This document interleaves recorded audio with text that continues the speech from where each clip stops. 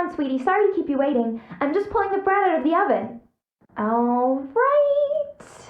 Okay, there we go. All right, now, I want you to come in and tell me all about Your damn Gotcha!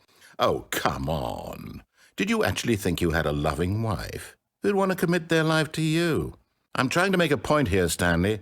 I'm trying to get you to see something. Come inside. Let me show you what's really going on here. This is a very sad story about the death of a man named Stanley. Stanley is quite a boring fellow. He has a job that demands nothing of him, and every button that he pushes is a reminder of the inconsequential nature of his existence. Look at him there, pushing buttons, doing exactly what he's told to do. Now he's pushing a button. Now he's eating lunch. Now he's going home. Now he's coming back to work. One might even feel sorry for him, except that he's chosen this life.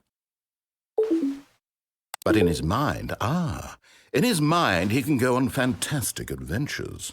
From behind his desk, Stanley dreamed of wild expeditions into the unknown, fantastic discoveries of new lands. It was wonderful, and each day that he returned to work was a reminder that none of it would ever happen to him.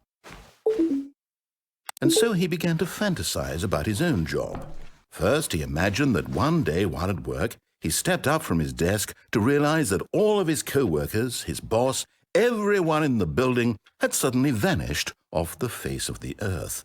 The thought excited him terribly. So he went further. He imagined that he came to two open doors and that he could go through either. At last, choice. It barely even mattered what lay behind each door. The mere thought that his decisions would mean something was almost too wonderful to behold. As he wandered through this fantasy world, he began to fill it with many possible paths and destinations. Down one path lay an enormous round room with monitors and mind controls. And down another was a yellow line that weaved in many directions, and down another was a game with a baby. And he called it the Stanley Parable.